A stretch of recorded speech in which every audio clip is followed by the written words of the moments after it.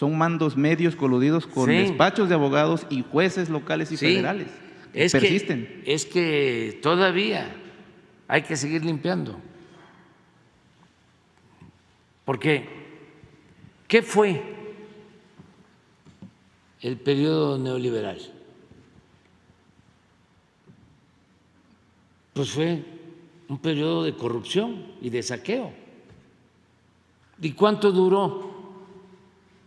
36 años. Imagínense. Entonces, arrancar de raíz la corrupción,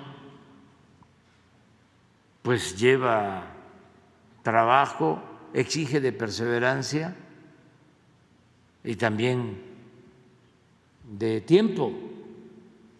Lo importante es no ceder y no dejar de poner en el centro de la agenda pública el combate a la corrupción.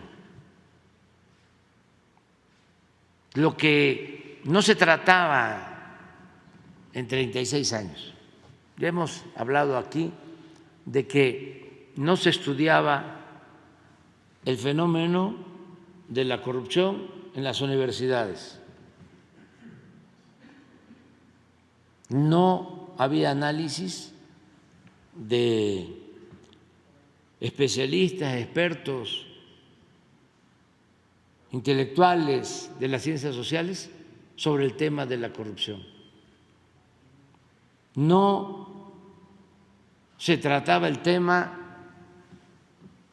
en el Congreso. Era un tema vedado en los medios de información. Sería muy bueno para quien estudia comunicación social una tesis y no tendría que plagiarla. Es muy sencilla, es nada más ir a la hemeroteca de la UNAM y pedir los periódicos de un año de cada sexenio de los 36 años del periodo neoliberal.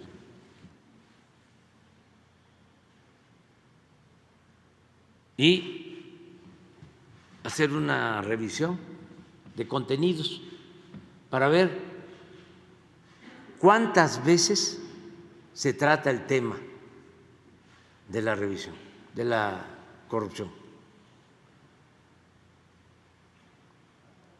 Y sería extraordinario el aporte a las ciencias sociales.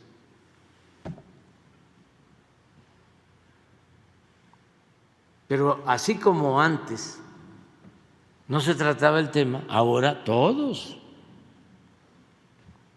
tenemos que estarlo tratando y haciendo las denuncias que nos corresponden para que se actúe.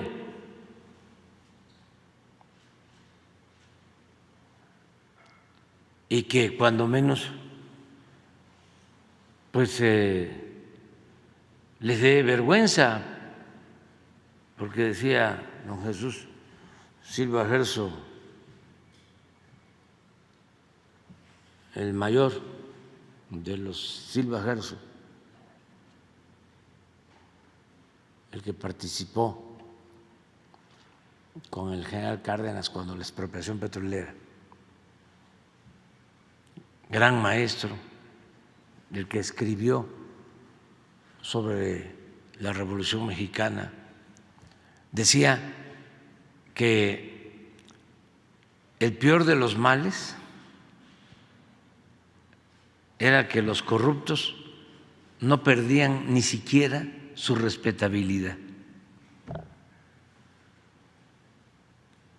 porque no solo era una empresa muy lucrativa, la corrupción, sino que se celebraba.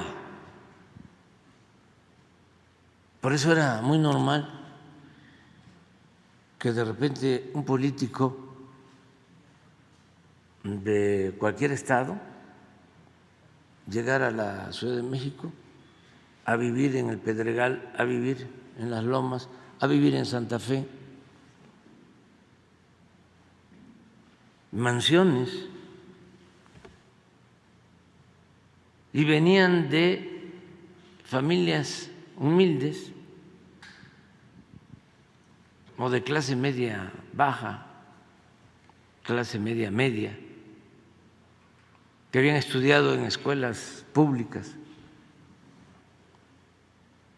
y de repente el cambio, la transformación.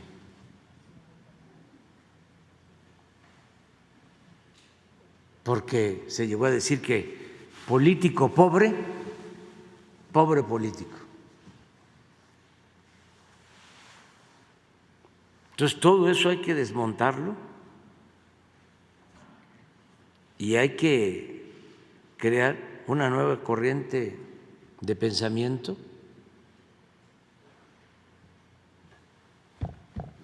basada en la honestidad. Y es, repito, una virtud que tenemos, que viene de lejos. No necesitamos importar la virtud de la honestidad. Ha existido siempre, es milenaria y se ha heredado de generación en generación y existe en las comunidades, en los pueblos, en las familias de México.